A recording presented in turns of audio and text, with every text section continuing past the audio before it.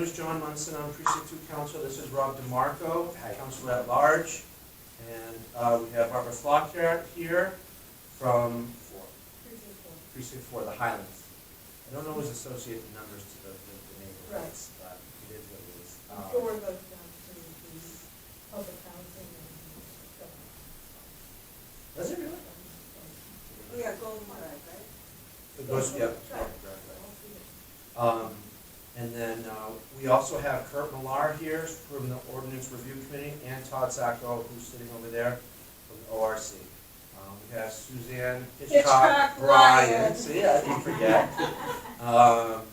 And My house is on the wall. right, 2 houses from the water tower. Oh, boy. And, Right on that hill where you are. Where the landslide was? Yeah, The old cliff. and Yeah. so we've only got 2 people left that we haven't introduced. I know you by your daughter's name, Paulina. What's your first name? Beth O'Malley. What precinct are you from? Hi. Oh, My neighbor. Beth O'Malley. And then we have Ella DeMarco. How you doing, Ella? Great. Have you had enough cookies? We're starting a junior counselor program. And, She's a Padawan. When I'm working with polls, I'm always glad to see the kids come in, and I ask them questions about what they do. yeah, they want the I voted stickers whenever they come in. Good sticker, it's good. Yeah. So we do have a little bit of an agenda here. We're going to cover a bunch of topics. Our biggest topic will be the Ordinance Review Committee's suggested changes, and we do have Todd and Kurt here to explain some of the thought that was behind some of it. We are on camera, and we actually are going to be sharing this with WCAT supposedly. So I just want to let you guys know that. I think it was on there. The last time? Yeah, I think I watched it. Yeah. I mean, Mike Cabral is the leader of it. He's agreed to do it. He couldn't find a videographer for today. They were all busy, so I actually can do it just as well right here, and then we'll just share the file with him and post it. But you know, what we were going to do is just talk about a few of the topics. We're going to have a little presentation by each of the councilors, and then we're just going to have a Q&A from the topics. But before we get to that, I wanted to just see if there was anything you guys had to share or talk about, or comments that you wanted to have out, you know, before we got started. Since we have such a small group, there's really no need to stick to any structure. Yes? I'm a one trick pony. The situation with our water and sewer is what makes me here. That's a good trick. Yeah, you mean that $1 million problem is not a small? Yeah, that's a pretty big problem. So, what's your thoughts on it? That's all I want to say. Just for now, I know you guys understand it, and other rules you can say. Okay, thanks, Beth. Yeah, I'm a little shocked that it can be on the front page of the newspaper. It can be a $1 million audit problem from a third party, and yet it's really hasn't been talked about too much since.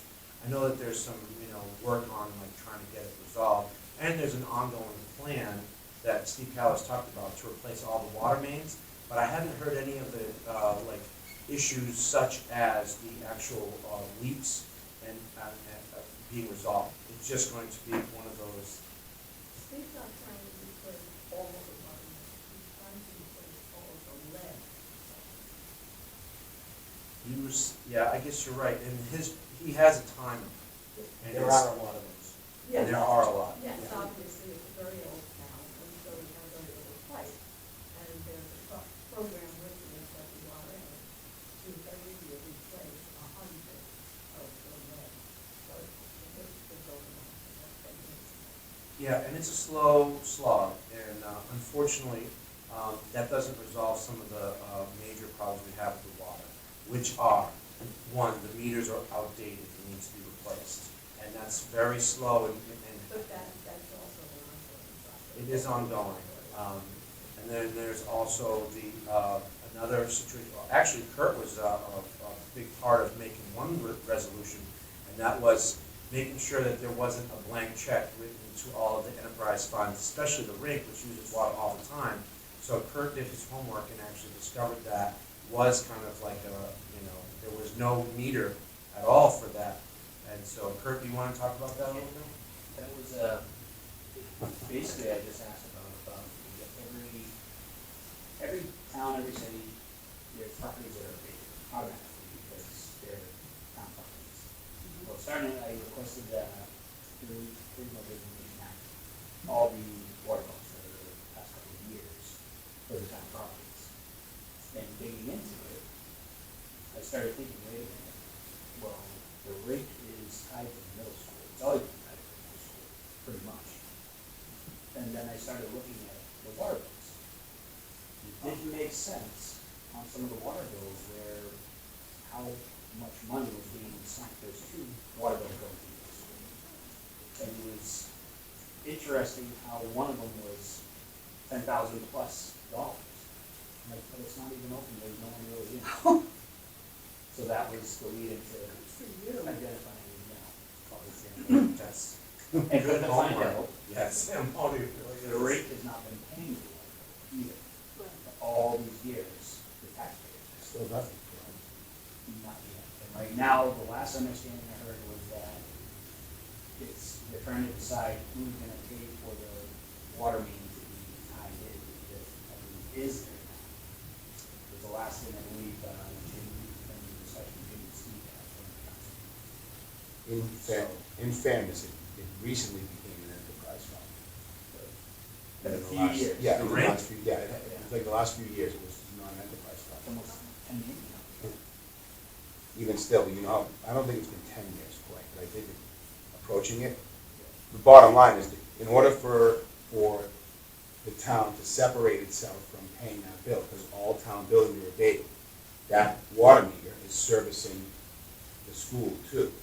So the unfortunate part is, if there's a big, you know better than me on this part, there's a metering issue. There are 2 meters in there, or 1 meter, and one's faulty. So it's not, it's right, it's not as cut and dry as the rain stop paying the bill. So the problem has been discovered, not resolved yet. Correct. It needs to be actual hardware that needs to be separated so that the 2 meters could be now fully measuring how much the rink is using versus the middle school. And then the middle school, the old middle school, will hopefully be turned into some kind of Gone. gone is a good word, but replaced with something that's good for the town. But that's a whole different Well, topic. if you want to talk about waste too, that old middle school, the bathrooms leak constantly. Constantly. The ones just with the gym are dangerous. I mean, they're like bad. But that's still, thankfully, we still have access to that gym because there is no middle school gym, really. Shut the water off. Shut the water. Here's the problem. There's a water main. If we wanted to have someone shut the water main every night to stop the dripping, we'd have to pay them 4 hours to go do it because of the union contract. So don't get me started. So you're saying if I wanted to go and do it. You couldn't do it. I can't. It's not, you can't. It's a union job. It would be nice to leave certain pipes off entirely, so that whole school department, school section would be turned off. That's a certain, Hopefully, that's gonna happen soon. Yeah. We're gonna do something. certain parts are getting heated And all that of no a one's sudden, in. the rink would So be there's getting no- I Yeah. do look at the hockey rink as kind of being, like a lot of people say, we need a youth center in town. I do look at the hockey rink as kind of our youth center. 90% of the people who use that rink are from Brook, and we have priority over it, we have say over it. The gymnasium, I mean, I was just telling you guys, I go to church at the gymnasium on Sunday. They rent it out for kids' parties. It's a usable space. Oh, Harbor City Church is right there. Harbor City Church does this services on Sunday mornings Oh, I see. out of the middle school, That's old right. middle school gym.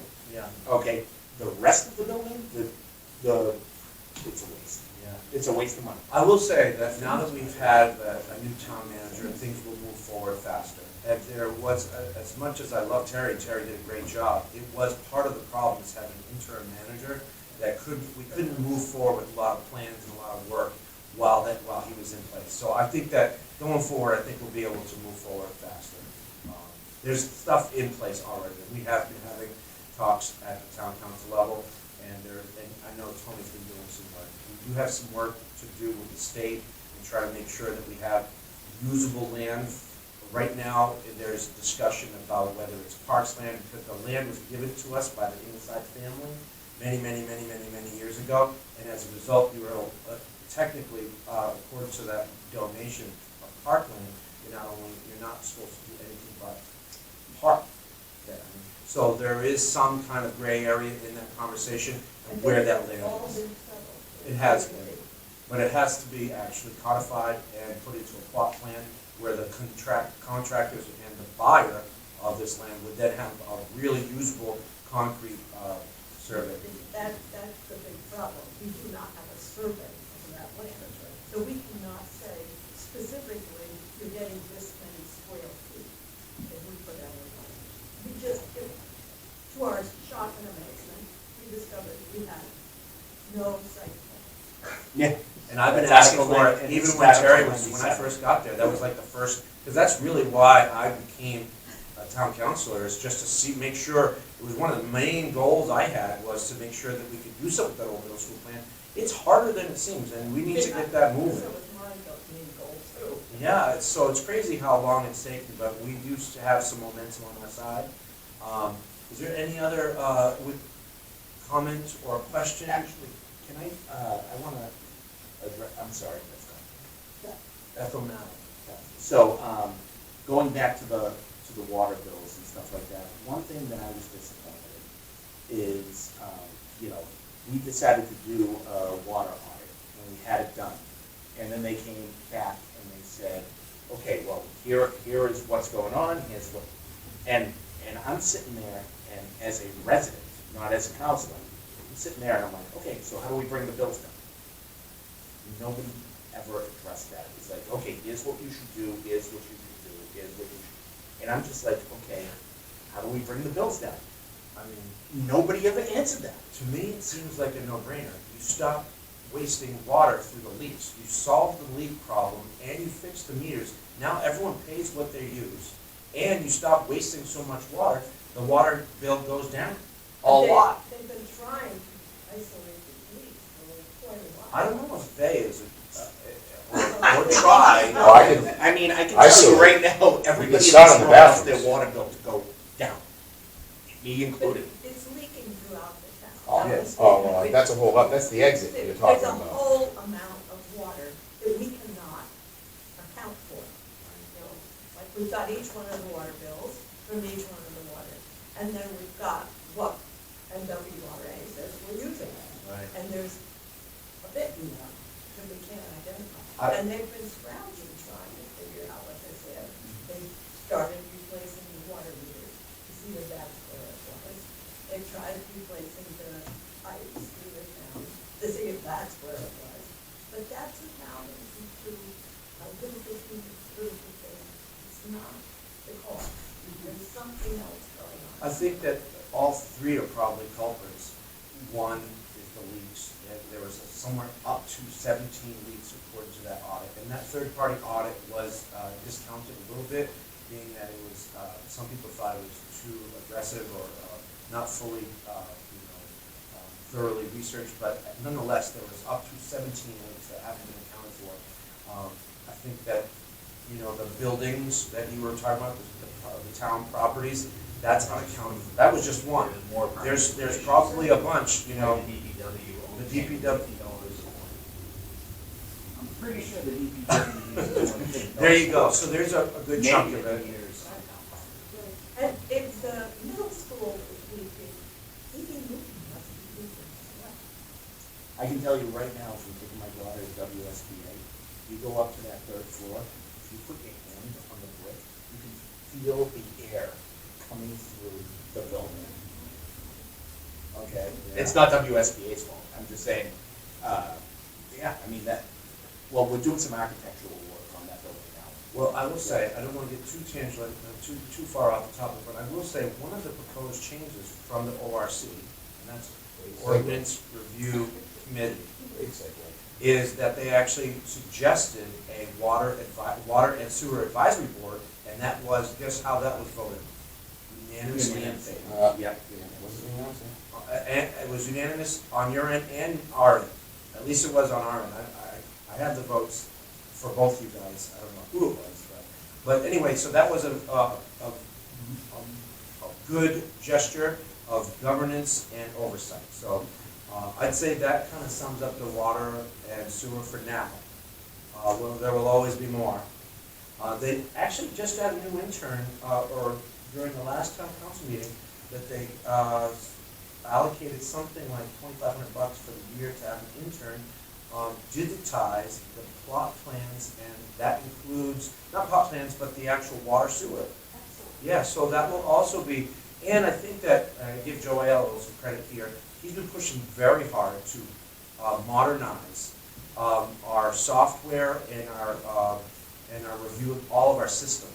And so that way, I mean, up until this request, we had literally paper plans for the water sewer from the 1990s that had, been printed, and basically just little handwritten revisions have been made to it.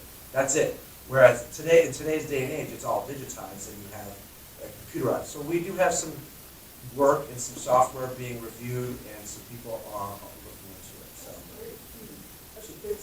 it is good stuff. I do feel like It's a start. we're just talking about one topic, but Winthrop is on the up and up, just so you know. We're not like here to whine and complain and say this town stinks. We are here to also be the cheerleaders of this town.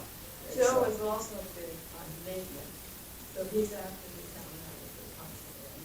And what's the plan for maintenance? Yeah, he likes to see a 5 to 10 year plan on every property that we have, and I applaud that, and I think he came from that background, construction and management, so he is definitely pushing the right thing. Right, Ella? Yeah, that's my background too, so every time I hear we get a grant, I'm like, well, where's the fund coming out? So what that grant is keeping money. That's right. Because you think of every single thing we've done in council cap, French Square, and redone. Who's gonna maintain it? So. Like there, right now, we're Miller Field. We had it done. Miller Field, there's Miller another Field was one. a thorn in my side, I voted against it. The reason being is they couldn't tell me what the maintenance was. Okay. And when we're gonna allocate money to the new field that's required between 8 and 10 years. That turf is gonna have to be redone in probably 5 to 6 years. We're almost there now. Yeah, to dovetail off what you just said, you're not maintaining it.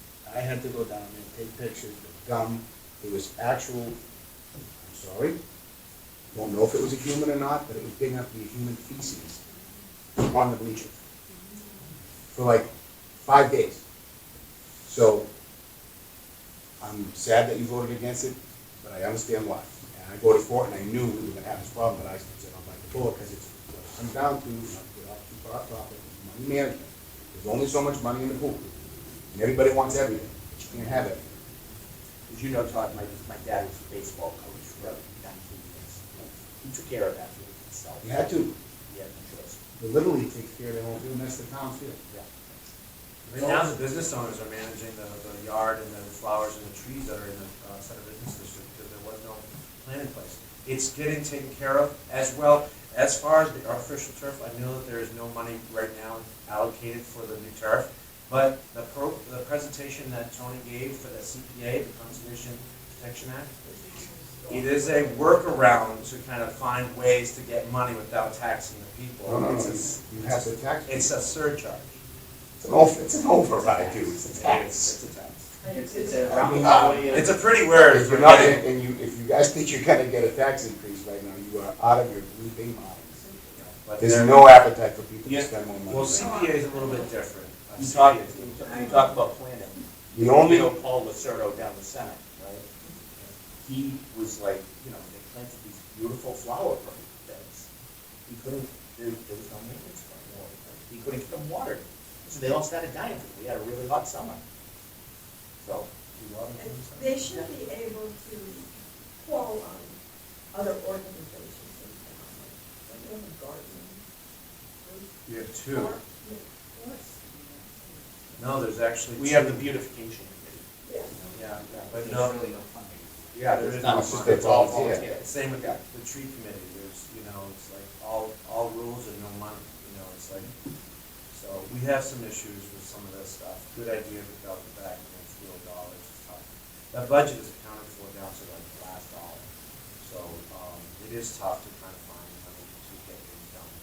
I wanted to have a review of where there's possible growth areas without much, that everyone supports, maybe possibly along veterans, so that we can go up a little bit and generate more revenue. There's not even enough money to do a study to actually determine where the growth areas are for possible. Can I just make a point on that, John? I'm not anti-development, I'm pro-smart development. One of the things on the ORC, which we haven't segued yet, but we might want to, is a use variance discussion.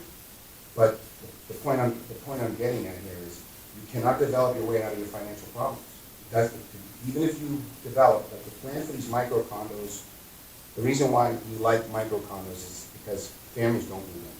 Because when families move in, you get more people in your school, it gets more expensive. And our schools are at maximum plus capacity right now. Are you talking about the Somerset condos? Yes. Yes, right, the one in bedrooms or studios, right? So they're designed, and by the way, just a side note on that, in my opinion, while I know it would raise pressure on our schools, in general, any community that's not really solely focused on families is not a community I want to live in, because it creates a whole nother list of issues. That's a whole nother problem. I like the idea of, by the way, developing the center in the same fashion. I think the center is the place for those micro units. Everywhere else is not. But anyway, to wrap up what I was getting at, you can't develop your way out of this. The more you develop, the higher the cost goes. The real find is, and it's a sad state to say this, it's in your employee base. It always is. You can move paper clips here, turn off the lights over there. You're not going to get to the. And what we do as a state, and as a state anyway, is we don't care for performance. We just give. Because people just show up because they're afraid to get yelled at, because they're afraid to tell their friends, sorry, we need this money to do something back into the town. Our town managers are all guilty of it, and our school committee is guilty of it. That's the problem. I appreciate the tangent off the side note, off the good note. But I will disagree on some points. Because I can tell you right now that I like the point overall that you're making, and I'm not sure if we're going to be talking to a theoretical revenue versus expenses discussion. But the truth is, if we nip that water problem in the bud, that's $1 million. If we nip this old middle school problem, then we actually now take a $300,000 loss per year and turn it into a $600,000, maybe $700,000 a year gain. That's another $1 million. That's a $2 million gain. $2 million makes a lot of impact in a small town. That's a lot of jobs. You're not factoring costs that go with it. We're behind on our fire departments. We're not at state regulations for the equipment. Right. Like, we are not properly public safety staff, both in police and fire. So, Especially the fire. right, the fire department's the worst one. I'll quote my Bubby. She's here to say, I stood on the bridge for a new school before the old school was built, and the town had no money. And then she's like, when you were growing up and you were in school, the town had no money. And she's like, right now the town has no money, and guess what? 10 years from now, if you're on the town council, the town's not gonna have any money. That's what, those are just one so of you know, the last it is a reports. What's the current budget? $73 million? The one that just passed was a $73 million budget. So We have money.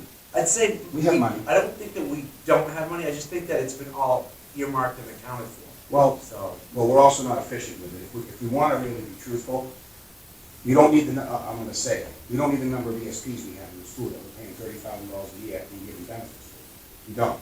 We could have Spanish straight through instead of breaking it off after middle school and then bringing it back in high school, which is absurd. Like, if people knew what we were telling our kids, I'm not going to go off on that agree with that point. I am not going off I on that think subject. that It gets me might fired be up. an opportunity to have a whole separate conversation. It's a good point. I think that a revenue and expenses conversation, where we're losing, where we can make some, is a worthy conversation. I think we should have that. Right now, let's go stick to the agenda unless there's other further comment. One quick note on the development of town. If you go through our history in town, Seal Harbor was supposed to be a savior. It wasn't a savior. That was a catch up on everything that was going fast and it was not going right financially. Governor's Park was put in. Now it's supposed to be a savior. Not even close. I went into them actually selling them at a point, and they were basically giving away for almost like $30,000 per unit. So every time. Don't forget the one on Pleasant Street, We really haven't water. increased the amount that's needed to get ahead ever. And where our population is now over 19,000 in town. And our highest point is just over 20, what is that? 22, no, 21. So we're creeping up to when it was family, so, I mean, my mother was one of 11. Back then, you had a bunch of kids. Now you don't, so you gotta start having that balance. But yeah, you might need some, you might grow studio places. But the thing is, I'm for smart development, not for putting up any more multi-14, 20-unit buildings. It doesn't make sense. Yes, condos get more revenue in than a house. But then you're starting to take away of the seaside community that we have to become more like East Boston, more like Or Revere Beach. I live here because I used to live up in Newbury. Great, when I was married. I was here for a long time. Of course, I came home. Yes, in the neighborhood. I was on a horse farm. So coming back here, I was like, oh, home.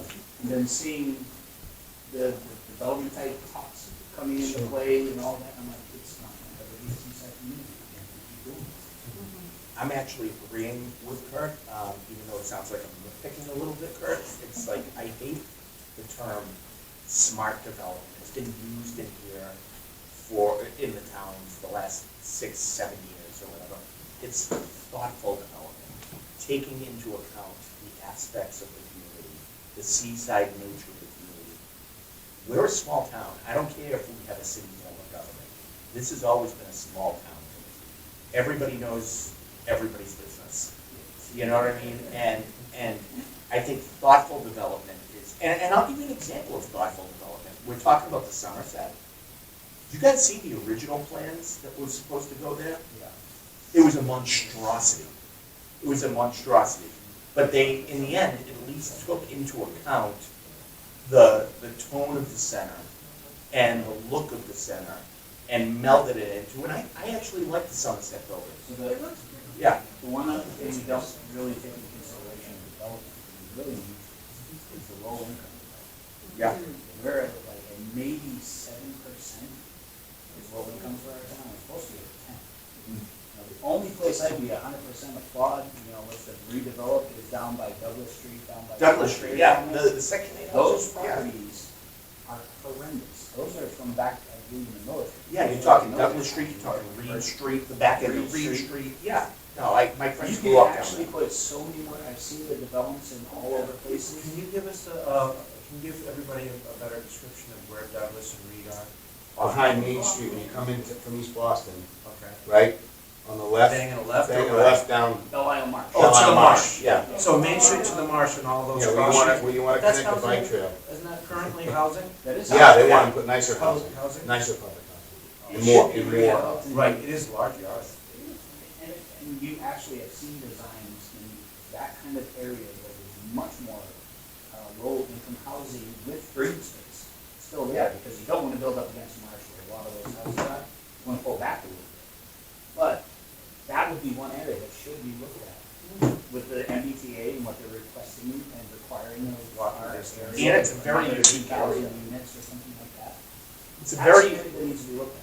it's a very unique area too, because within that public housing, there's also regular housing and really nice homes down there. You don't see that very much, where you have the public housing right next to standard housing and really expensive housing, You have actually. single houses and duplexes. Yeah. Instead of more. But that's, Just to stay on topic, and on time, we are at 4:47. I know I'm habitually late to things, but I do like to move forward.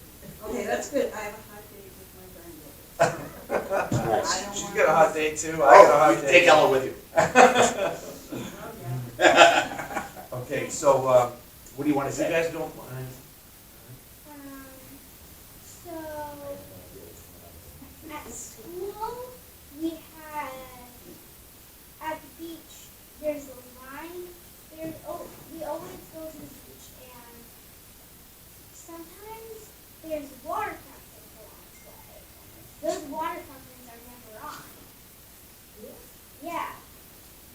you saying you want the water fountain done? Yeah. You gotta call DCR. I would call someone in town management. No, you gotta call Oh, DCR. Barbara, town manager. Yeah, no, it's Barbara. Barbara That's a will take DCR care of it. problem, we can't touch it. We actually have DCR come and present next town council meeting. Yeah, we'll do it. Okay. Yeah, we'll do it. I would like to just go ahead and move to the next topic. Okay, We have to keep moving forward. We're just gonna go brush over, Barbara's gonna give us a quick overview of what's happening with the public safety building, and then we're gonna jump right into the TIPS project. TIPS is a major road reconstruction project that's been given, well, why don't you have, Barbara? Okay. I'll take it, give it to you. All right, let's talk about the public safety building first. We started out with a consultant who gave us 6 or 10 sites that we could do. Most of them were really not acceptable. And we zeroed in on the Little League site and the golf course, there was a site on there. And we looked into both of them, and both of them would have been very expensive to deal with. Because when they figured out, when the consultant gave us an accounting for it, they didn't take into consideration what we discovered with Miller Field and the high school, is that that land is very unstable, and therefore you have to drill down quite far, and that would be another huge cost. And obviously, both the golf course and the Little League were upset, the thought of us taking the problem. But that's gonna be the case almost every place. And then Joe Aiello came on the council, and he said he thought we should reconsider the whole concept of a public safety building, where we put the police and the fire department and the health department all together. Because he said, if one goes down, then they all go down. And he said it would be much safer to keep them separated. So then we started reconsidering again, and we toured the facilities and all, and found how horrendous the condition of the fire department is. And they can't even fit all their equipment into the center station. The ladder track has to be down on the beach. That's the only reason we keep that fire station open down on the beach, so that we can keep the ladder truck in there, because it will not go in to the center station. And we can't even redo it in order to fit it in. So we're reconsidering that, and now some new ideas have come up about eliminating the current center station and the beach station, and putting it in this area, and connecting it more in location. Just fine. than Just fine. that, the fire, No, all of it. the fire station go here, but it would generally connect to the existing police Okay. station. you and eminent domain. Exactly, we do it, we have to do that, and wherever we go, we have to do that. It's not hostile. When the eminent domain is said, people consider it to be a hostile act. It doesn't have to be hostile. If someone's willing to sell, and we give them, fair market or a reasonable negotiated price, that's not. Well, the question is, what if they were? What if they didn't wanna sell? Then But we've it already would talked to probably- them, and we know they're not. No, I know, that's, I'm saying, the point being, it's easy to make those claims when Yeah. you have a willing participant. I Well, think, that was one of the first things that Jim said when he brought up this idea. These people are going to do this. It makes a pretty big it difference. makes it easy, Yeah. because in all honesty, if you have to, you have to. I mean, we're talking about, at some point, you're talking about the greater good. Well, I mean, look at And what we have- happened in Florida recently, sorry to interject. There was a lot of safety buildings that were inundated by floods. They couldn't serve their people because they were underwater. So while the golf course is a neat idea, but that's out because that's where the water goes. So we only have so many elevated spots in this town. So yeah, I think, And we only have so many spots in this town, period. Period. Because it's a small, confined area. It isn't like we've got a lot of open space. We're gonna have to take property for this building, one way or another. There's no And place just- to go. And that raises a good So- point. Sorry, just to Okay. tie it back to one thing, development.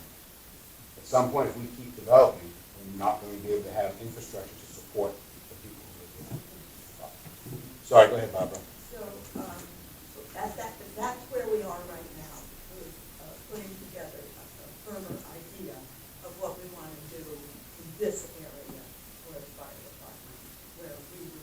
up the current center fire department. And since it's an old building, we might get into some historical restrictions there so we could turn it into something else. If we get money to do that.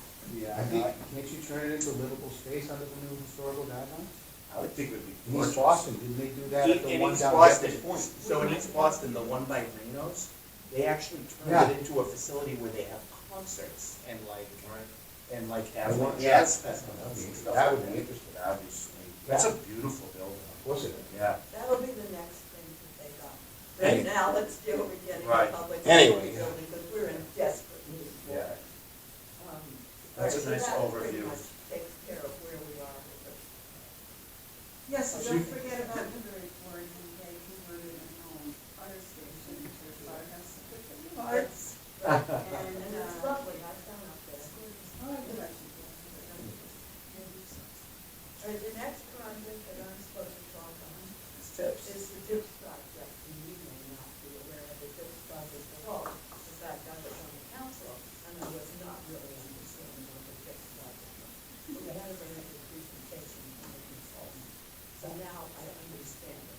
And we are going to be dealing with the DIPS project in the next few years. The TIP project is the Massachusetts Transportation Authority's Transportation Improvement Project. This is something that the state is going to fund for us. They're going to come up with $6.5 million for us to revise the town streets in order to make them more,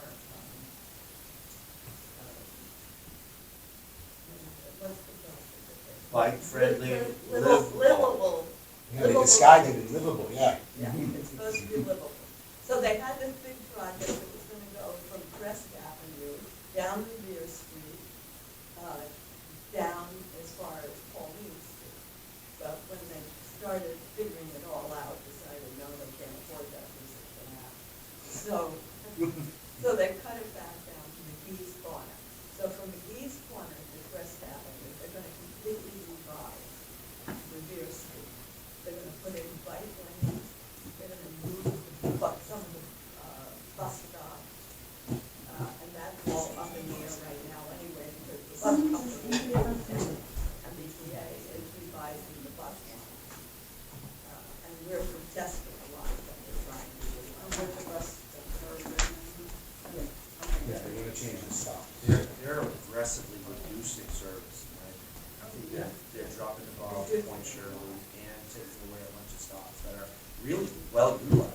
One by Governor's Park is commonly used, and they want to get rid of that, so I don't, we're doing, Hannah's one of the town councils that's pushing back. We wrote a letter, and she wrote what she sent me, so we're pushing back. But Okay, so it's bike lanes, it's revising the bus stop, it's widening the street in some areas. especially at the end of Kennedy Drive, which is very important. And they're going to redo the traffic signals.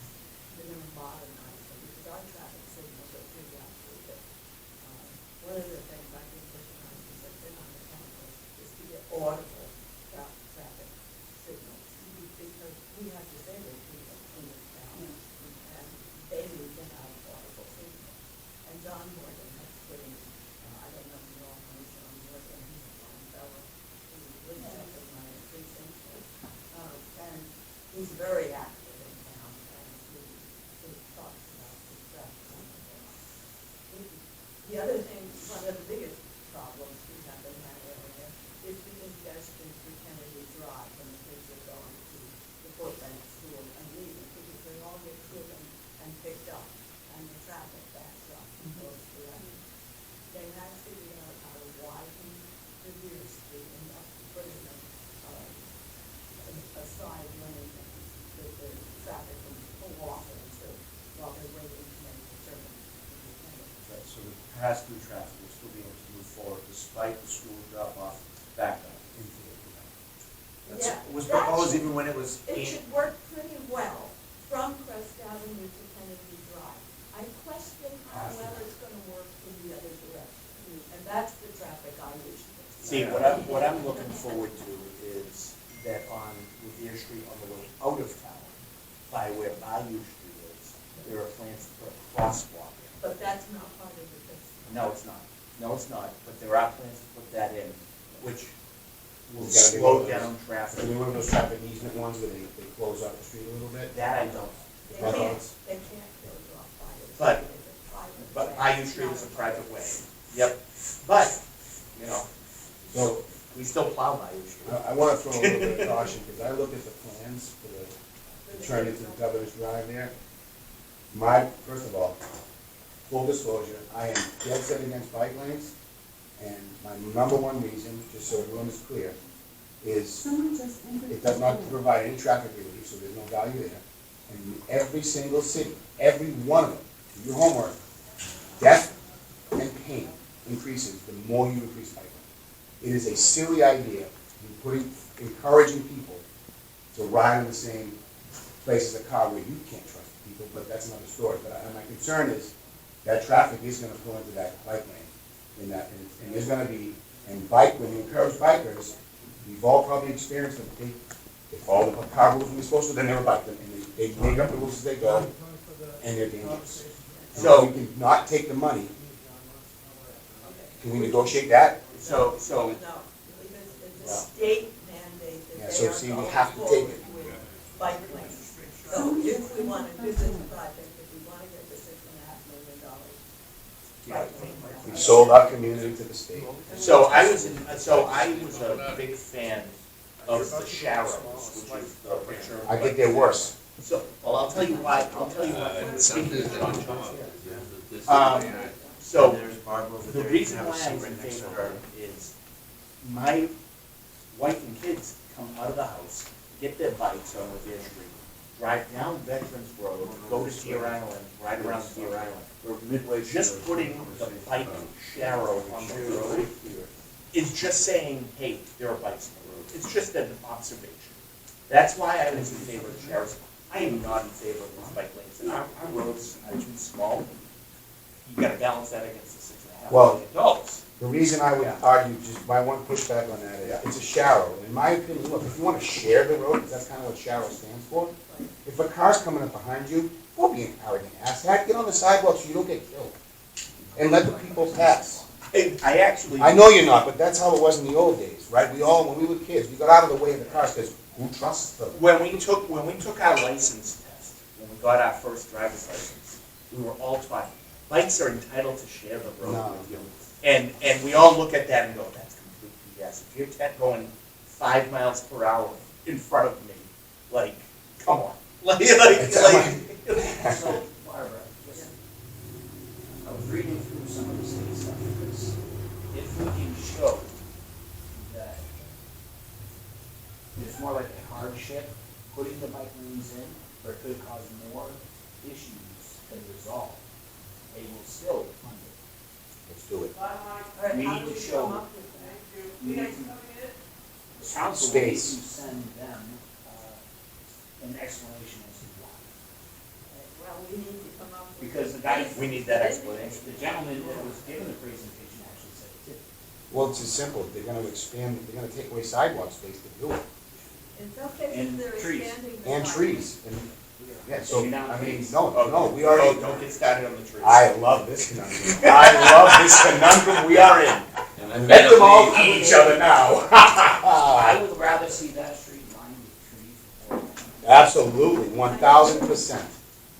And that we could make it happen in 20 minutes by knocking on And if you think about doors. a bike lane I'm on not gonna Revere take my Street, bike and ride on Rivers Street. Oh, it's insanity. It's insanity. a bike lane on Revere Street is actually scary to me, because I remember riding up as hard as I could to get to the top and then just flying down, as fast as I could on the other side. And I have concerns for some of the bus stops that they're using. Putting them too close to the intersection is kind of scary. No, they're moving them away from. Oh, they are now, okay. Yeah, that's one of the main things they're doing. But for instance, at McGee's Corner, if you're heading toward Main Street from Revere Street, the bus stop is currently on the corner before the light. They're moving it after the light. That sounds like a good idea. But the other one is coming into Main Street. It's on Main Street before the light. They're gonna move that. in an area where we've got the two lanes on Revere Street, one going to Winthrop Street and one going down Main Street. And then they're putting a bus there, and if that bus stops, as they all have to now for wheelchairs, they could be stopped there for a while. So where are the bike lanes end now? Yeah, so it's not on. So It's not that's- contiguous, there's no like flow through the And town. there's with one never bike. been less customers. Right, they're taking away quite a few parking Which spaces. That's taxes. another thing that bothers me. That's a hardship for our older people who have families who have to carry bundles, right? Right, and for the marketplace. That's, I mean, can't we've believe gotta stop that with this they're going to do nonsense, it. we gotta stop it now. So I do know that Steve is working on looking at all the Yes, options. he's Steve already Calla is protested already, it. going back to the engineers to see if there's anything they can do to kind of stop the loss of parking and for the benefit of bike lanes. But we'll see what happens. We're gonna have our options presented to us, and then at this point, it's pretty far along, and we don't wanna have It's very far. $6.5 million go up, down the tubes if, Unfortunately, this project started in 2013 and proceeded quite fast in 2014. And all of the designs meetings and the public meetings were back before 2020. So now, we're just coming in actually on the tail end of this. And it's going to be, it'll go out to bid in the spring of '23. And then construction starts in the spring of '24. No. no, it'll be June, or it'll be this And summer. then it'll be a It'll be year and a half 2023. of construction. I would just add this to that, I mean, you guys are gonna get the vote on. Here's the thing, We're not. I would rather lose the $6 million than have one single winter person get smushed in a stupid bike lane. And they're going to get hit, it will happen. Inevitably, people are going to get hit in increased numbers in bike lanes. It's a statistical fact in every single city that they increase encourage bike lanes. I would like to look at that, I mean, look at Amsterdam for God's sake. Go to Google, we're talking America, not in Amsterdam where they're all pedaling, they have small cars, it's very different. Did anybody listen? Seattle, LA, check it out, it's there. This is kind of off topic, but did anybody hear about an 8th grade kid getting hit and run by a car? That did happen. Here, Winthrop? Yeah. Baseball. No, in Winthrop. My daughter told me about that. I didn't hear anything about it, but. If anyone needs to leave for prior engagements, feel free. I do feel as though we could go on and on. I do think that our options are now out in front of us. We don't have all of them in front of us, so I don't think there's really any point of kind of belaboring this topic any further. No, I think it's, But I, Great presentation. thanks. Thank Thank you, you. Barbara. I Good appreciate it. Hi Lee, how you doing? Hey John, how you doing? Welcome to the. Sorry, I came in late. Your name got mentioned prior. Your Yeah. ears must have John, been ringing. you came up actually in conversation. Yeah, well, I would have been here at 4 o'clock, but I was talking to Father Walker, and we discussed a number of things that the rest of the committee would like to bring up as public comment at one of the council meetings. And it has something to do with the tree. You should not wait for public comment. This is the first meeting, and you could get on the agenda. That's true. Just walking. But it's helpful to be on the agenda. That's what I mean. Yeah. Well, now that I know that, I will.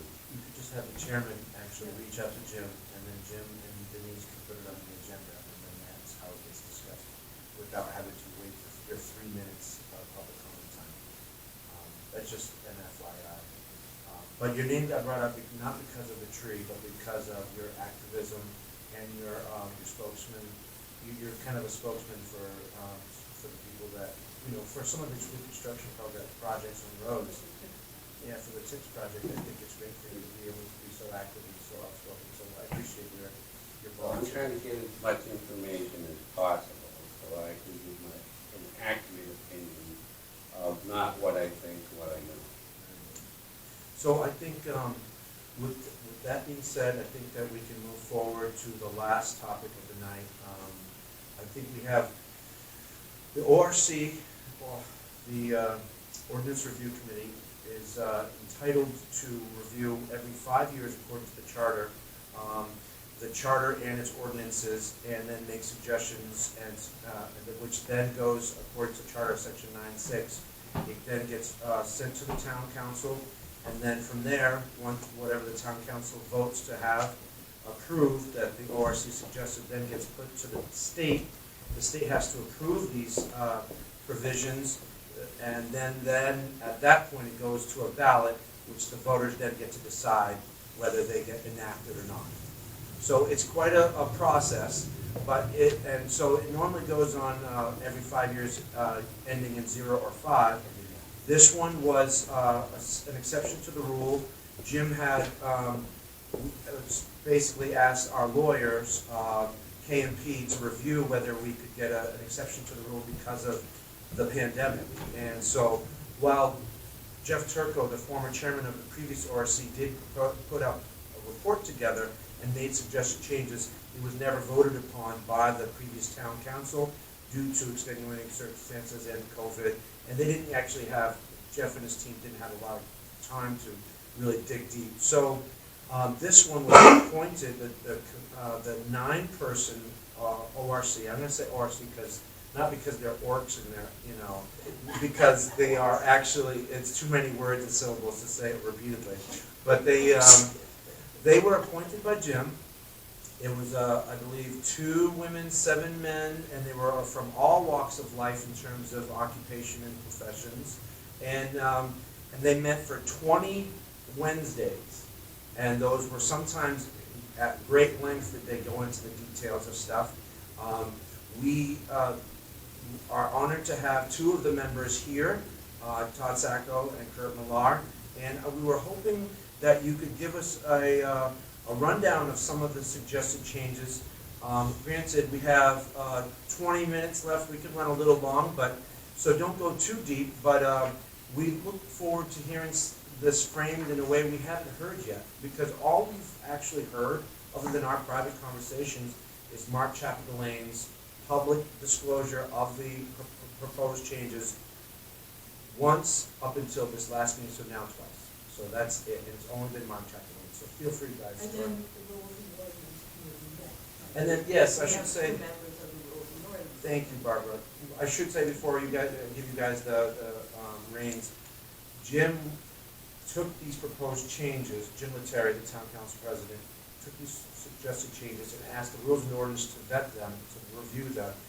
Steve Ruggiero, the vice president of the town council, and Rob and myself are on the rules and ordinance committee. So we went through every single one of these word for word, and poor Steve has actually been 3 on. or 4 meetings. Yeah, yeah. And So other people met with them too. yeah, and we made it public the whole time. Everything was public, so there was no like behind closed The doors. minutes are out. Yeah, and we were actually recorded on video all over, I believe. So without further ado, Kurt and Can Todd. I just say something? I need to leave by 5:30, and I really want to, I have some thoughts. And I have my granddaughter who lives in San Francisco. She's first year at Bowdoin College, and she called me and asked me to come to my house this weekend. Oh my God, I'm so excited. Anyway, she's arriving at 5:30. We'll see her after. So I just wanted to tell you, so. Do you want me to speak now or after? I mean, they're going to speak for a while and go through each. You gotta Give wanna us sort one. it out, because maybe we Yeah. can help you before you go. Okay, so I'm scared. What are you scared of? I'm very frightened. Is anybody watching the Holocaust? Remembers the Holocaust? No? No? I watched some of it. Yes, it's hard to watch. Yes, Okay, that's why. so I can only take so much of it. But anyway, it feels like in our country right now, we are reliving what, Germany 1938. And oh yeah, and I'm terrified of this lurch to fascism, and it's trickling down to even, locally. So with the changes suggested by the president of the council change it. First of all, thank you all for being here. Thank you. It's appreciated. John Morgan, it's Suzanne speaking. I recognize the voice. Okay, I'm sorry you didn't raise up, throw something at me. Anyway, so that worries me that the town council president appoints the members who then decide to turn it all into, No, you get to vote on this. Your fears are not founded at all. okay. You will get your vote. Yeah, Absolutely. And let's let her talk. Well, I wanted to It's say fair it. why she's feeling it. But you, Oh, yeah. okay, yeah, so it seems like it's I kind did. of, I know who's I here. don't wanna use the word for Have it, a but seat. it seems like if, you know, the president is appointing everybody and the appointed people say, yeah, you need 4 years, and you people, we're gonna get rid of all the precinct councilors and just have at-large councilors.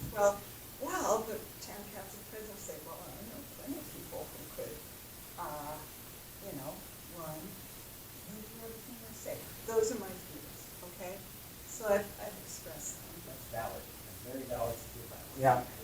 But if you know the background of everybody who's on the council, so many different political views, so many different ideas and concepts, Well, they're not done debating it either. Okay. It was so vast, and that's why we sat there many nights for hours discussing.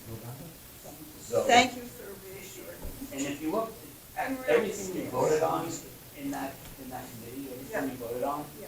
you'll see how the votes went. And you'll see not every single one of them was 9-0 Okay. in votes. I Some of them were love, really I close. love the 2 years. Why don't we give an overview of the procedure? Well, yeah. Before you guys do, can you guys move in so that so we can actually see you on the camera? And I know Suzanne. Yeah, I don't want to sit back here and have that rock. Get rid of this. November meeting. Yes, they can. You should come to You guys November wanna come meeting. sit The down? town council, Council. the town council's gonna put on a special meeting at some point where people will say their piece. Okay. I mean, those meetings are past. The thing was open to the public, like, this was not done in darkness, absolutely not. No, I So know. please come in I'm November, the fellowship, I'm representing the fellowship of the group. we want to hear from you. It's interesting because you're not the first person I've heard Say that. because I don't think they understood how the process actually worked. Okay. The selection, Okay, thank you. that, and we actually look to change in this ordinance, some of the ordinances, we do not have the president pick chairs anymore. That was approved unanimously amongst the That R came- and So that gives the power to the committees to decide who's gonna lead. All right, thank So you. that was a. It has to go through the state first. For charter It goes changes. to the town. Charter The changes. Charter changes as opposed to rules. And that would be after November? Oh, this isn't, you don't vote on this probably till 2025. Yes. This, Okay, we've I'm got done. there's plenty of, that's why I kinda wanted to stop her, like, oh, don't worry, there's plenty. This is Plenty of gonna be time. so vetted, Decisions have it's to gonna, be we're gonna be made. sick of it by the end of it. Yeah, but the vote is until 2000. If something gets on the ballot that she doesn't like, she can work on the campaign against that item. Because there's gonna be plenty of time. The All right. people will have their say. Then with that, if you don't mind, I'll go get my granddaughter. Yeah, Go well, have a great time Go with your ahead. granddaughter. That's a Thank wonderful you. opportunity to get. Thank Why you. is it- Oh my God, I'm so Both thrilled. people from law school, from From California. San Francisco to Bowdoin, and she calls me on the long weekend. Okay, bye. You guys going inside? Lovely. Are you going to dinner? I may have resigned that. Oh, I'm coming over your house Okay. after. Up there. Bye, Thank you very Suzanne. much. Take care. Thank you so much for coming. Really, I really- Yeah. John Morgan, I'll Thanks, see you. Suzanne, I'll talk to you in I'll about 2 or talk 3 to years. you. And I know it was brought up already, the council, the process is, we've given to the charter Good to ordinance. see you. If there's a din in the room, you can use that. Front door, exit. That's fine, yeah. Given to us first, to go through the charter ordinances and identify ways that we can improve or change or benefit the town. We got the first crack. The second crack goes back to the council to divvy up where and what committees would have to look at things. So rules and ordinances took some of that to review what we had already proposed, and they have a chance to actually make amendments and change the whole concept. And then they make a recommendation back to the council, for the council to review, to decide to make changes, or keep, or whatever it is. So whatever the board, call it, recommended, was the first recommendation. We're on now to the point of almost the third recommendation from the council. So the division of charter versus the rules and ordinances. Rules and ordinances, the council can make its own determination, and that's what it is. And if we don't like it in a couple of years, you can change any ordinance by making a motion from the councilor at any point in time. So if the town decides, that ordinance is horrible, you can talk to your councilors and say, hey, can you bring this up as a motion to change it? This isn't Oh, we working. did this, we don't know, there's lots of the council meetings, we have changed rules. Oh, yeah, the Rules and Ordinance Committee has changed numerous, parking, like traffic, all kinds of, different ordinances have been changed, and they're reviewed regularly, so that's a normal procedure. The difference is charter. This is how we're governed. This is the document, it's our constitution. This is how you and I control them. That's right. Or give them the guidelines. Or give them the rope to, and It's like the council. And that's the part It that is. has to go to the state. And, I mean, from my understanding, as long as things are reasonable and it passes, it's gonna come back for the people to vote on. And our thought process when we're going through this was trying to solve the problems of finding people for the seats. It wasn't to, I we think did look at that it, you go through it, if you give them the reasoning on it, Yeah. that's really helpful. and it wasn't to take away representation from precincts. It was, instead of having precincts, just have someone be asked to sit on a seat instead of someone running. That isn't true representation. So if you really think about it, we have 9 people on the council, out of the council over the past few years, how many people ran unopposed and been asked to actually take a seat? 80%. That hurts us as a I mean, true that's representative really bad. government. That's not beneficial. And a lot of people are running reluctantly. But I have a question, I mean, for me, the 2-year thing is, to me, feels like a Band-Aid, because I think a lot of people don't run and don't get involved because of other factors. So, like, for example, they don't run because they get harassed. They get bombarded with requests, or defamation of character, or whatever, people talk about them online, about, It's not an easy job, for sure. it's stressful. It's very. Right. You might have I know that's politics, but you have some good people who are scared off by, I you might have some good people scared off by. I have not been harassed. So, I would say, I have not been harassed. I get stopped on Criticized. the Well, street maybe every not morning saying, like, what are you doing? No, But that's it's not a fine, rat- that's what you put yourself up. Yeah, that's why you run. When you're in politics, obviously, you're gonna get asked questions, I guess you're gonna I'll get ask, emails. sorry, I'll ask a question on that though. The 4 years, let's keep it cheap, right? Yeah, I said 4 years is. How does that solve for the? No, what I'm They're not saying is running. that you might be having someone who is hesitant to run because they don't want, the job is difficult and they're putting themselves out there and subjecting themselves to things that are, so it's like you're gonna subject yourself to 2 years harassment or 4 years of harassment, you know what I mean? It's like, either way, yes, that might help, but it doesn't help to look at that issue in isolation. You have to look at it as a systemic, like not like a cultural issue, I guess, an organizational issue. It sounds dysfunctional in some ways. Well, I think here's our rationale. I think if we go through, we put this proposal together the way we did, thinking of everything we possibly could. So Right? Yeah. the people, what I know from running and trying to get people to run, and you guys know, I go after people to come and run. And what I hear, the number one thing I hear, too long, I don't have time. Which too is long. fine. Yeah. That's Too fine. long. So that That's was, a daunting life. commitment. yeah, right, there's that. Then there's no money. I think we should be given money, but we want to kick that back to the council to, they can decide. We've talked about it, and I think Get it's more money, we definitely. thought about that. Let's all get paid.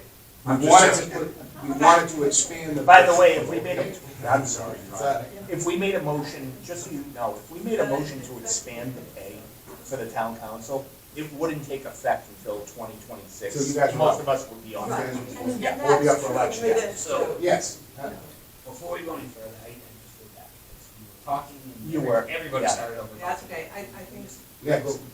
I think Sure. Lee said it, but basically, yeah, 4 years of being harassed is a difficult thing to try and Someone just entered stomach, the you know? But my personal experience is I've heard people say they don't want to stay on the council or they don't want to run for council because they've been harassed a lot by certain members of their community. And it's, you know, yeah, it's discouraging. I mean, who wants to put themselves through that? Hard. It is, It's a difficult I've thing. been digging into politics. Yeah. Looking Difficult at thing different to deal with. communities and Yeah. lawsuits that have been You're brought out up. of the camera view, so there's. Yep. I know, we've heard rumors about people getting their tires slashed when they're on the council. So, you know, that doesn't seem. one time. Right, And right. it- But and it- one and thing- it's a rumor, because what I was told was they're actually a screw, there's a screw there. Feel like violence and it's unnecessary. Well, not if you want to ran over the screw. I mean, it depends on where the screw I was don't in the think, tire. I don't think there's any reason to debate that incident, you know, at this. That, so Well, no, that's it's not why. fair to just throw it out there. No, Someone I actually know, did that. I That's know, not fair. I know. Just trying to stay on point, that's Sorry. All right, so we No, are, they're free to, I'm sorry, go ahead. so we're, so there was pushback from, to sum up your comment, you're pushing back on the 2-year term is not a major fix because it still doesn't change the fact that it's a hard role. And then, that's pretty much Yeah, I correct? mean, I think it will help, but I just say it's easier to do that easier in a way than to say we have some serious like organizational issues or dysfunction going on here in town. Right. We have a Right. cultural change that is happening. And generally, cultural change takes a minimum of time, minimum, to really take effect. And that's the beginning of getting a culture change. Right. And everywhere you go, I do some of the training. Everywhere you go, no matter what, in any part of the country, you'll have people who always want to push back against the changes. Even when it's in place and they see the benefit of it, in ways they're still going to push back against it if it's not what they want. And the hard part is sometimes you'll have the people on the vast different sides who will just attack people because that is, it's not their belief and it's not what they want. Right. And it happens, and the hard part is getting people to stop doing that and to talk to each other. Communication is lacking. Well, I mean, when you talk about cultural change, I should just give a little background. I mean, it was in 2006 that we switched over from a town meeting style of government to an actual town council. So, I mean, and then now from where we are now to actually having an all at-large, that proposed change, seems like it's going from like one end of the political, swing to the other side of like, so it felt like a lot for me to see it go from town meeting style to town council where precincts are represented by their councilor with 2 at-large, to all of a sudden no precinct representation and just an at-large body of councilors. It felt, wouldn't you agree that it's a pendulum swing? We talked about that, and this is probably a good point to address. And the folks in the room that aren't familiar with this should understand our thinking on that. Because what did it pass? What did that finally pass? 7-2? So it was pretty much unanimous. I mean, it was 7-2. Winthrop's a small community. It is a valid point to say that technically one street could make up our entire precinct councils. It's true. There is a concern about cost to win an election. I mean, I won a townwide election without raising $1,500 in donations. I mean, I don't have money, is my point. I'm not a rich person. So that argument to me, okay, you're entitled to that opinion, I disagree. My point is, by the way, on that, the people should decide this issue, I think. I think they have a right to do what they need to do. They could actually wipe this out completely. I think that would be a travesty. Anyway, getting back to the at-large piece, our thinking was, most of the people who run from like the same precincts, 2, 1, and 5. Those are the ones that always have, that have had any competition. Probably 3 was the last time. 3 was the last time, and That point about competition, I think that needs to be like, how would you compare that to state positions or? It's the same thing, it's terrible. So what I'm trying to say is, Officers were, contested. I know what you're saying. So my point is, are you really fixing a problem, or is that even a problem? But the problem is, there's people. It's not like their positions in- are unfilled in the town, constantly. in the town government, in town hall, who go out and ask people to go out. Right. Because there is no one. Right. Right, and That's just, our biggest I problem. wanna respond to your comment about it being filled. Just being filled isn't good enough. People who aren't in it, who do it reluctantly, no offense, I thank them for doing it, they're not gonna be as good at it as someone who's in it, to be in it. I think both, But do you really think that if we switch to all at large, we're going to have more committed people? Well, I think your concerns are valid in that point, number one. Number two, I think the precincts we worry about the most to be underrepresented include Governor's Park, the properties we're talking about down by, where the bike lane's supposed to connect down by, Bank Street, that area. They don't come out anyway, they don't run. When that whole thing was going on with Jeff Turco, with the takeover, the eminent domain take at the Governor's Park, we were trying to have that emergency access road, we suddenly had an increase in voter registrations by almost 60%. What I'm saying is, no one in there knew what was All happening, from they didn't Governor's care. Park? Yes, and then the opposition to Jeff was in there rattling cages, getting them all fired up, and it worked. I mean, the point being, now we got can't, it. well, We got that emergency. well, no, we got the two spots and there's no road. Well, that's right, The we product's built not the road, finished. but we got the right to go through. Yes, we did get it. Yeah, because it just seemed like it would be absurd to take the traffic from Revere Street and put it on Morton Street. So let me just interject. So your point at the, was a multitude of points, but the one that you basically are saying is, would you like to respond to it, the at-large comment? Well, no, I just wanted to say, it seems like the wealthier districts have more people running because they have more time and they have more. I don't think that's true. I'm not sure about time, Because but, the Well, I highways is mean- pretty well off, and we can't get anybody yeah, the to Highlands run is it one of the over. worst. So the three districts are where, the Governor's Park with the Highlands and. That's four? That's one. Oh, I'm Highlands sorry, and Governor's Governor's Park. Park is. Oh, that's the same. precinct four. Highlands is Same a combination 4-6. Highlands is 4 and 6. Okay. So, just, Governor's you Park, know, during our ORC, did I all put this. out the ask that if you put a cap on funding. Someone just entered front I'm door. shut down. Back for fundraising for people running? Right. Oh, right, okay. So it makes an even playing field, people are more comfortable to run, not thinking, I gotta raise $20,000, $30,000 to run against Yeah. the council president who just has an unlimited budget. I threw it out there as an idea, as a concept. Well, that's That's what what my we point is. did It during feels as this whole though, thing. just so you know, the reason why that was a pushback is probably because it doesn't feel very free market or capitalistic, where you have to be told what you can and cannot do. But mostly, it feels like my biggest problem with having at-large representation, it feels elitist. It feels like only the rich or the connected. The idea is not elitist, what could happen. What is will- elitist. what would But I result? think that Yeah, the will result. happen. Yes. Well, it's already happening now. It's already happening It would now. just get Who's poor on magnified. the council? Who's poor on the school committee? Who comes from Governor's Park that has run for precinct 1 ever? That, to me, that doesn't change a thing. So here's, That's why I think that people should decide this one. I'm convinced of it. here's the Those point that people I are was still the trying to same people drive. that are. That's true. It's the The people people. that are voting are still us. That's right, so if we, someone's gonna do the job. But maybe what you're talking about is the division of the precinct, so that Governor's Park has more votes, and that they have to run. Well, You can't, you can't, our you part have is to, we can't change you precincts. can't really Yeah, say that's a Yeah. whole nother Yeah. issue. So the thing that I was looking at, I was torn on a couple of things because of the feedback that I got. I tried to eliminate what I would want personally.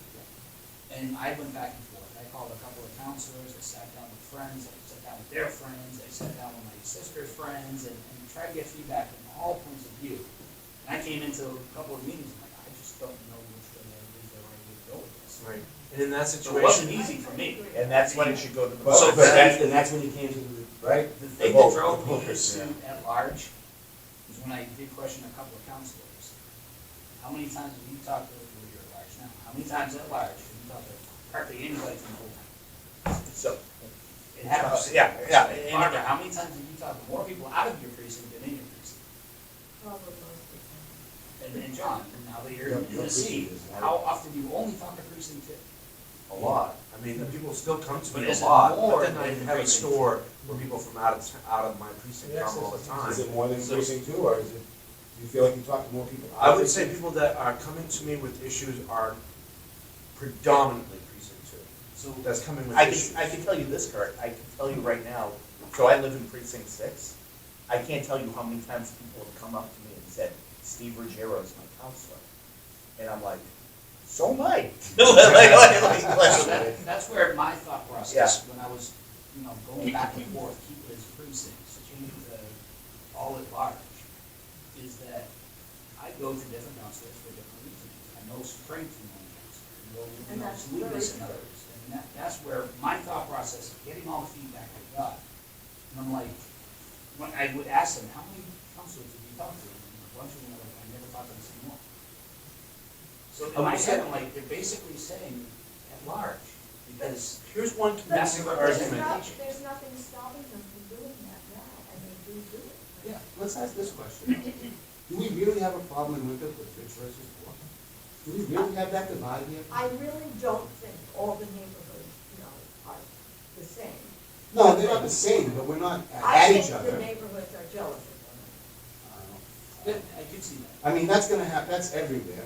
And if there's someone that lives in a neighborhood that's jealous of another, they should run for office. I mean, we cannot control people's motivation to run. You know what, so in 2017, I ran against Mike Lacerdo for at large, and I lost, okay?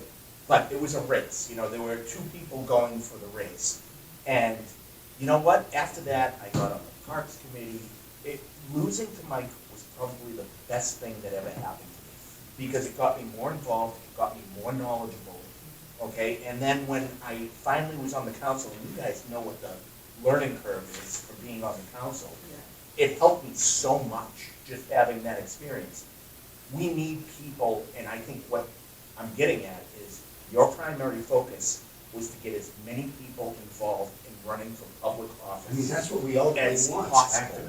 That's what this is all Under the, about. but under the realism of knowing that the same people are probably gonna be, we know that this is, but at least, I mean, I would rather have 10 people run from Emerson Road, frankly, to fill the positions of 7 seats than have people run unopposed. I would rather that. I would rather have 10 people run from any one district than have them run unopposed. But this I is will also say where, this. But I think that's what's gonna happen. It already is happening again, it's already happening. this is But where we're we, understand. forced to have a Not, representative okay, of the let me other. make a point on that though, okay, so what happened to the people who live on Somerset Ave? Why didn't their precinct councilor talk to them before you voted to leave the tree road? Right, it didn't work. I'm sure Donna was on the counselor's back from the beginning. so The this point is, being, you're not getting what you think you're getting right now. I will say, Right. there's a These are couple recommendations, right? I gotta make this point, because Hannah's not here, and she made a great point, and I think it's worth repeating.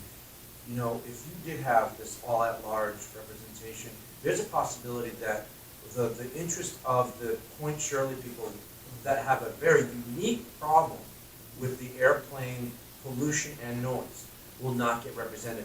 And even, they just could be overruled, because it's not their problem. And so, I think that it's important to point out that while there is this representation of the precincts now that may have people that aren't like filthy rich but are pretty well-to-do, that doesn't really reflect what would happen if we were to do all at large, which would be a much different scenario, and they wouldn't necessarily be able to represent all of Winthrop. When you are living the problem of noise and pollution, your voice and your opinion's a lot different. So, I don't know if that's Always true. very glad to hear Hannah speak up. Me too. Because she does speak specifically to her precinct. I can more actually, than the others. I can speak specifically to her precinct right now. The previous councilor was who? They're common. Nick LeConte. Nick LeConte, I'm sorry, no offense, did absolutely nothing for that precinct. Other He people did have done more. He did at the beginning, Well, and then he faded out. whatever. In the end, I was helping, and I wasn't on the council, I was helping, But that Dawn could Manning happen. and It everybody. doesn't necessarily make the point more valid just because one counselor Well, may but- have been bad. Well, what I'm saying is, it also doesn't make your point either, that they won't get coverage, because they will. Turco, when he was the president, stepped up to help point, at large, what's his name, the former fire chief Larry, they were cognizant of the point, they didn't forget them. I mean, I was at all those meetings. And by the way, I'm just arguing to get it on the ballot and let the people decide. It may go down in flames. I'll drive a point of, why is the court really, we never discuss about the airport hazards. Never. But- It should be, It's it's not- literally 150 yards some points. Airport noise. Plane noise is the same. I live on Hammond Field, it's Almost the same. getting really bad on that But field. you So, Not so much, you get a, I don't think, Yeah, I you I guys don't are think, all I don't set. think it's the time to bring this up, but there was a study that saw that there was a higher rate of cancer. brain cancer on Court Road. Yeah, 7 on houses, Court I think Road. it was. Yeah, and just so you guys know, my father, he lymphoma So and had it too. the benefit so- of us making all these recommendations, and you obviously we're trying to do it back again, is that not everybody's gonna agree on them. We all think what is right, what is not right. It's not gonna work, it is gonna work. 5 years to continue. You get 5 years. and if you- Actually, in this Everybody's situation, it's so less than concerned 5 years. about it. We got the It's exception. the thing that everybody's talking So, about. in 2025, this will all start over again. And, I mean, the bottom line is this, if you guys as a council decide not to do 4 years for the president, which I do want to stress something about this, that's not a power grab either, I wish that young woman was still here. This middle school is a great example. Projects don't get done if there's not someone leading them. And we're now a year into Jim's term, and we've done really nothing, there's not much going on, his own mission. Keep pushing. Right, but there's not enough happening, right? And he, his own mission, probably, doesn't get it. So, What about you know, these 4 size? years is better. The what? The size, one of the officers brought up, Yeah, the change would be that the bothers me. size. That means that, those few people are gonna get all the work. Oh, the county, the So- committee work. The And all the committees other are ones. gonna be reduced.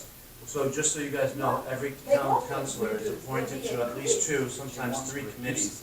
Some of these committees, like finance, rules and ordinance, those Well, are that wouldn't be bad. really heavy duty.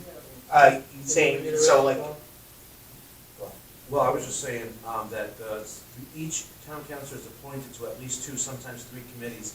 And some of these committees are really heavy duty. Yes, Rules and ordinance, I've known that personally, we've met like you've met a lot. 5 times in the last 4 weeks, you know, and sometimes even,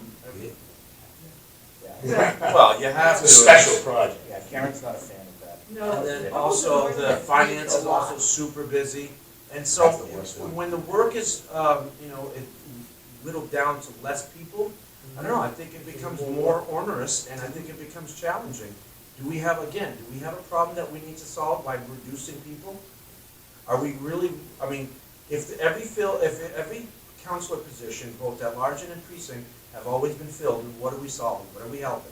By reducing the number. What's broken? What's broken really needs to be fixed. Yeah.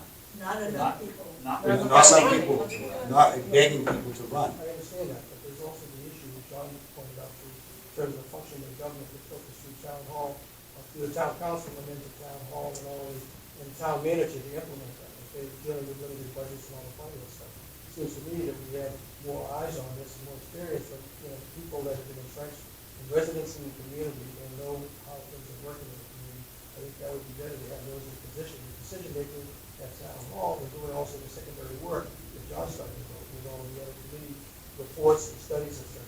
think- So reduce that down, to The make. council doesn't do all the things you're talking about. They don't do the busy work in the. No, I understand that, but I'm talking about the recommendations and the studies, and whether it's the finance committee or it's, what this committees or any other committee, So, oversight committees. So can I- mean, that is. Can I address that point? And we get a variety of backgrounds with people. That's right. Well, actually, we don't. Experience. Actually, we're really not. Oh, background, yes, we are. Experience. Mine is a bigger representation. You still of get those, population. well, and these are all great arguments to make when you're actually in the campaign mode, actually, right? Because there's good argument, my point has been all along, there's good arguments on both sides. To address your point directly about what's broken, well, I'll say this, I think the quality of our candidates for a while has been pretty lousy. We had one council where we had 2 people doing things they shouldn't have been doing, and absent from their duty for more than 60% of the meetings. We had a town manager who got his bonus even though he didn't meet the minimum requirements to get his bonus. So I do think there's a lot broken. That's a disservice to the taxpayers that are paying good money for all these salaries, these pensions, and everything else that's operating out of town hall. And we're wondering, what kind of feedback, what kind of return are we getting for the taxes that we're paying that are underwriting all these expenses? And that's something that irks me personally. Well, that's a great point, and that's, I mean, that person should have never got that raise. They weren't good. They left us and they cost us $150,000 or $135,000 on the way out. Well, so we're relying on people that's happening, the council, who's reducing the number of people anyway, which We're is. not yet. Well, I mean, it's proposed to reduce that. And that means that the input and decision making that comes with the different kinds of experiences like Barbara is pretty deep. And that would be minimized by two in terms of making this decision. And having the longevity for the president of the council, and that came up at an earlier meeting here, as a matter of fact, that the president of the council is doing a good job after 2 years, and he can be elected because people know he's doing a good job, and the results are evident, and therefore he's deserving of another term to complete his agenda. Okay? Then he probably would go unopposed, again, which is A, Well, not a again, problem. Right. And this is everybody's opinion, but the people should have a say in that, I think. I totally agree. The with people the should vote on position. that, because there's totally great Can comment. I get a quick consensus? I mean, just a quick little warning, we are at 5:44, so we're already at 14 over, but I will say, and, can I get a quick consensus of people who believe that we should present the proposed changes to the voters as is? All in favor, say aye. So, But hold on, I'm in favor of you guys debating and making changes too, I really don't care. That way we get more information out. Yeah, because right now, you guys are gonna beat this up. Right. We talked about language that's, okay, I was wrong, 500 is too little, you're for the right, recall. for the recall. But if you're not gonna do the 4 years, don't do the recall, it's pointless. Because the 2-year term is, I agree. right, it's that's the whole reason. And that's what we've said all along. Well, You know, that's 6 the months question you is, can't though, do that's- anything. that's- 6 oh, months it's at school the end. committee. if it goes to the voters, If you have the if recall. they, both of those would go Well, to they're the 4 voters. years. So, Right, so you can recall. you could actually have a situation where they say, all right, we want all 2-year terms, and we're also gonna approve the recall. Yes. So, That would be, then, that would be crazy. Well, you have school But it committee would at be 4 non- years, you can recall that. yeah, you could recall. So, I mean, look, I don't want to debate this with you guys, because that's not the point for me. The point is, we did this in hopes that the people would get to look at it. I said as is at first, I was wrong, I'll admit I'm wrong all day long. The people should get a look at something.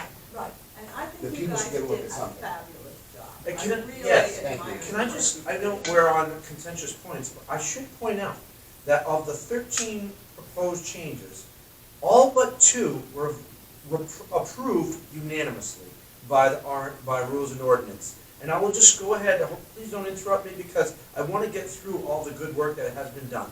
The abandonment provision, that basically means if you don't show up, you're out. It doesn't take 6 months to figure that out. It takes 3 months to figure that out if you're not going to be doing your job. It doesn't mean if you're sick or if you have some kind of major issue that you're not going to be excused. It means that if you're just not showing up and treat this like some kind of luxury, like you have to, I'll give them the blessing of my presence when I feel like it, well, then you don't deserve to be there. This is a real job. You may not be getting paid much, but you show up. And I'll tell you right now, this group has been very good. And I may be late occasionally, but I have not missed any Yeah, appointment. these two, We they- should just start calling they you O.J. 705. Simpson into the team. Jumping over the people in the audience to get to their seat. All right, so that's number 2. Have it on tape. Seen it Number a few 3. times. This one was a good one because a selection of chairperson of policy-making multiple member body by the committee. So instead of having the town council president saying, you're the boss, because I'm the boss, and you get to do what you want, This because has this, come up in committee. it's democracy at its finest. Let the people choose. Right. Within the committee, a beautiful thing, voted 3-0 in the RNO. Also, yeah, you put that one in?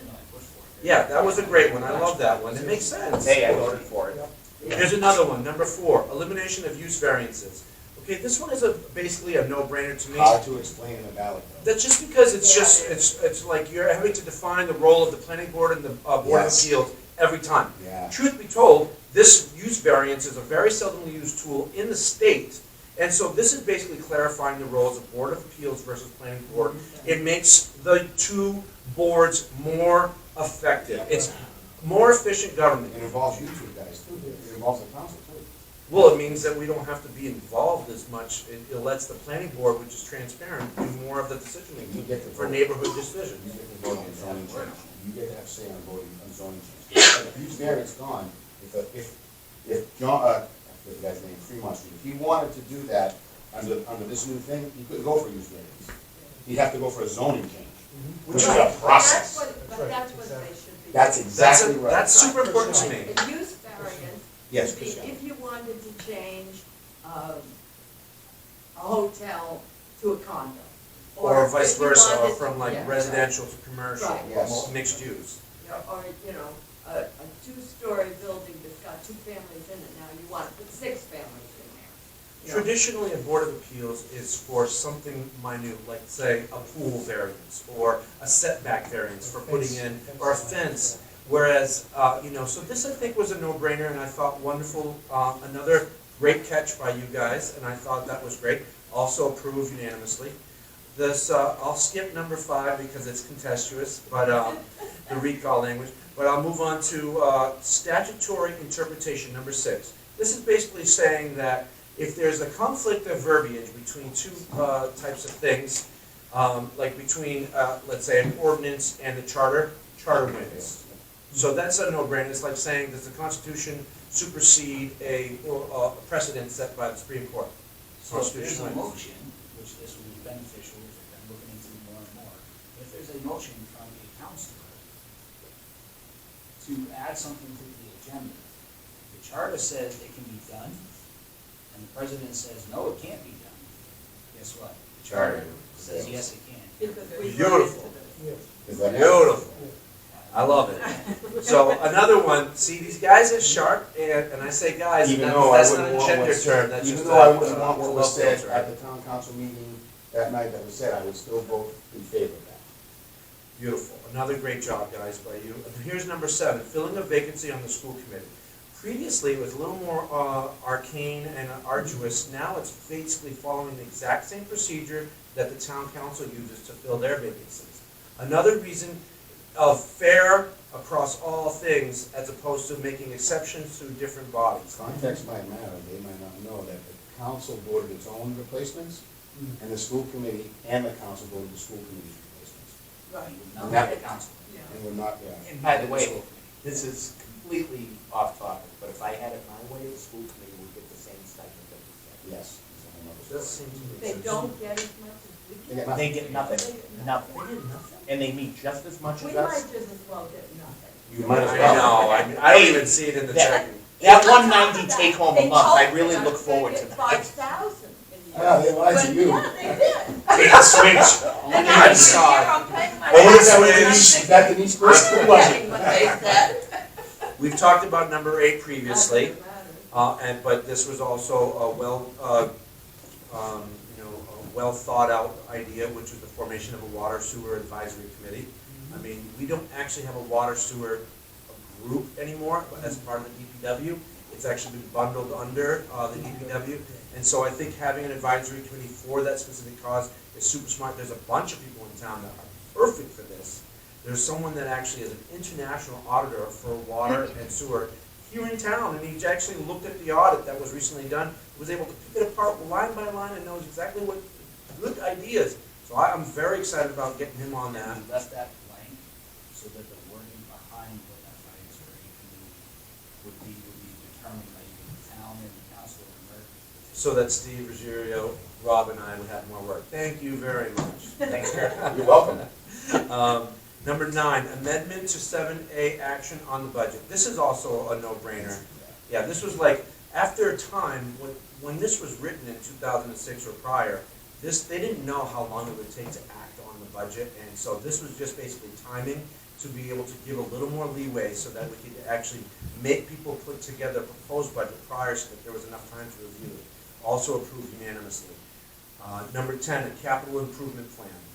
This one was a no-brainer, like why wouldn't you want to have a long-term capital improvement plan already out there? Where did you guys come up with this? Was this? They're already kind of supposed to happen, we just wanted to kind of try to codify so that it would actually happen. Like, we talked about maintenance earlier, the reason that stuff never happens is because when they In its best intentions, the town council budgets and the school's budget for maintenance. They never budget enough, and then when it comes time to find money to meet their contractual obligations, they raid maintenance. And we also changed Of course, it's, the time of when the capital needs to be submitted. I don't know if you have the full thing. I do, I have it here, Behind it, yeah. But it didn't align with the budget. It Meaning? made no sense. Right. For my company, I have to, my capital has to be in almost a year before. Right, they have to the be in fiscal line, or year's else over. how are you gonna put it in the budget? So, yeah. Yeah, that makes great sense. On the capital improvement, issue, John, is that implied is going to be capital improvement committee? Not a committee per se, what the town manager will do is have well, town manager will present it, but the finance committee will always have an ongoing capital improvement plan, and the software to actually back it up, and the people to actually keep those, the factoids going, so it's actually going in the right direction, so. Number 11, I thought was very light, and almost not worth putting in there, but obviously we need changes to the Airbnb transit lodging ordinance. That's a big piece, and you guys basically said, we suggest we review it. Well, duh. But I mean, at this point, we approved that one, it's obviously. a hard one. It was brought in late to us at the end. It requires a lot of thought. It's definitely an issue. We have like Get away with it. 3 on the books, and there's, Like Yeah. 9, 8 or 9, and there's like 25 to 100 So we possibly. should really think about that, because I've seen some of the neighborhoods in Number- Florida. Number 12 was a measure to increase compliance with sign ordinance, which basically gave the ability to anyone that's not complying with signs, which is primarily liquor stores that don't reveal enough actual see-through light or put too many signs revealing about convenience stores, is it? Yeah. Anyway, basically they have the power to shut down their approval to get their license renewed if they don't comply.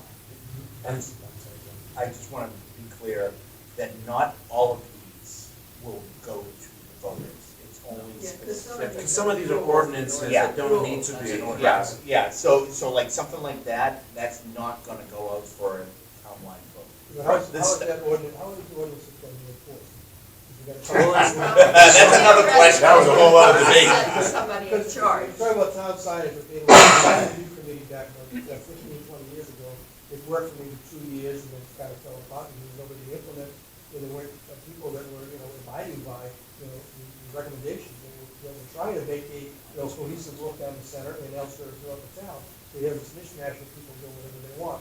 If the person wants to get, some kind of, overall unified appearance to it, not unified per se, but, an appealing appearance Clean up, throughout the more town. clean. Exactly, right. I mean, there are ways to do this, okay, and those ways aren't really being explored. Now, whether it comes through, Bob Carroll, who's a very sharp architect and running the planning board, whether it be, some kind of design review, conditions can be incorporated into the planning board, guidelines, the zoning guidelines, that would be ideal. But, it gets back to the question, how do you then enforce, these ordinances? I will say, I will pass the baton to Kurt on this one, but I I'm will on the board say, license now. inspection Okay. services is primarily the enforcement arm of a lot of these things. But I will say, they don't have enough man hours, they just got given another, employee and a half, or was it half an employee? Is it too full? They needed more bodies, more hours, now they've got it, so they're gonna be able to enforce more. So quickly on the signs is that the first round, if the ordinance gets changed, the way we recommended it would be that upon you getting your license every year signed to keep your business going, the inspector will have a sheet that they are in compliance. So it will be put right back into the inspector. So if you go around and you look, many of our buildings down in the center, up on Shirley Street, are out of compliance based on the current ordinance. You're only allowed so much in your window, advertising and all that.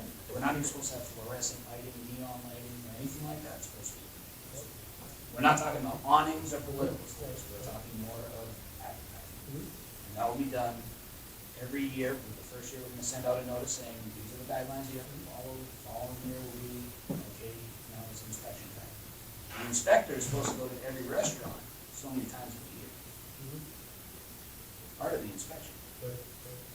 So now it's ensuring our inspectors are doing what they're supposed to be doing when they're going to public establishments. We were gonna, as these things get implemented, the actual enforcement and fulfillment, and we'll find out as time goes on how to get that better done. But I do need to conclude the meeting, and I will say that the last one is number 13. These were the proposed changes by the previous ORC, and we accepted them in their entirety, but they were not substantive. They were mostly grammatical and language oriented, so there were some, but, so in short, of the 13, only 2 were approved unanimously, and of the 2 were the contentious ones that actually changed the actual makeup of our governing body, and so I think that they are worth really deliberating about, making some amendments, and then letting the people decide. You know, and I think that's really where we're getting to. The recall, I think we're getting closer to a compromise of getting it to a point where the numbers are safe so that it's not anyone can pull recall papers and make someone, it takes the same number of votes of the way I'm proposing it, and I'm hoping to get this, you know, Rob's on the same page. I'm not sure if you are, Barbara, but we're trying to get it so that not just anyone can recall, you know, get the recall papers started. We don't want to have each of the councilors erect on every decision. No, and you can't recall every, just because there's unpopular decisions, you shouldn't be recalled. So It should be very hard to recall the someone. bar has to be up here. It has to be something egregious. Egregious. It has to be something I'm gonna crazy, make it so. very- Where half the voters would like to get involved. Yeah. So there are. Shooting at are- other councilors. That's already built in. This isn't That's the Wild already Wild built West, in. Barbara. It's a It's charter. in the charter. So any kind of behavioral type, issues with the counselor, ethics type issues, that's all built into the charter. It's those, the reason behind the thinking of this, and yes, I fought myself over this a little bit too, but I did end up supporting it, and I feel strongly about it now, thinking through and looking at all different states and different cities, and reading what's currently in Massachusetts, how many recalls have been done and why. There are a couple of frivolous ones. The thought process is to, one is the council has the right at any point in time, if there's a behavioral issue or a conduct issue or ethics issue, the council has the right to open up and get rid of them. It's built into the charter. It's those, the town, the people of the town don't have the right to do that. How about people sitting on committees, for example? Nope. No? That's a hard part. It's only, you can only Only recall recall elected voting people. elected people. That's the only way it works. But the council could decide to, eliminate someone from a committee. The council can. They can make a motion at any time on any committee, for any committee member, to say, I make a motion that this person on this committee is not fit or not meeting the expectation of being on that committee. I mean, It's very good to know. and you don't have to get any signatures to talk about being. Yeah, involved no, in it- campaign. So that's my other thing with smear campaigns, because I keep hearing this about recall.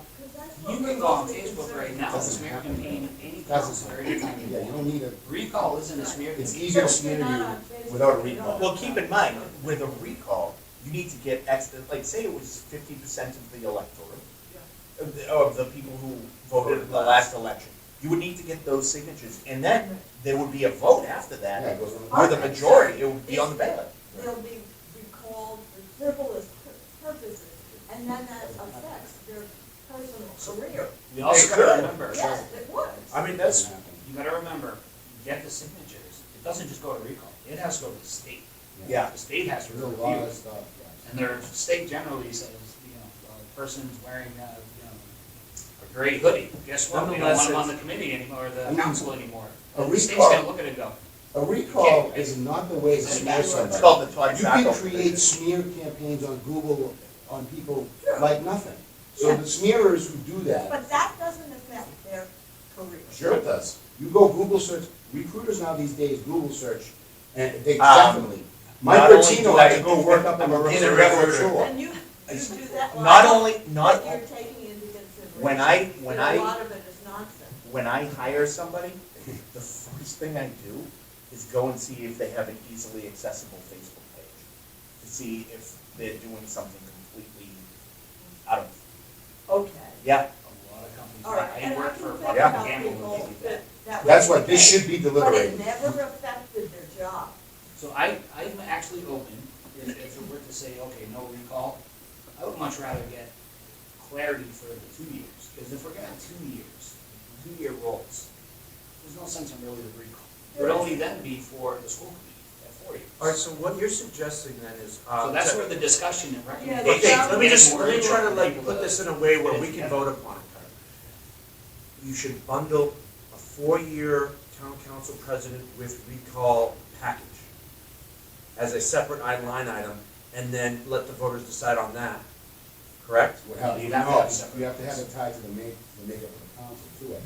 Well, no, you can break it out, you can take it right out of I this. know, but how does it affect it? So one wins, one if loses? anybody doesn't know this, the, you know, there was a, the proposal to make 2 years town-wide, and you cannot be recalled in the first 6 months, and you cannot be recalled in the last 6 months. However, this discussion has brought up that this really affects the school committee. It would affect the school. If they were 2 It years. does. And what about the library trustees? Well, there's no 4 years? No, it's. No, they're gonna be 4 It's gonna be years. 4 years. So the recall Yeah, would really yes. affect them, Yeah, it would.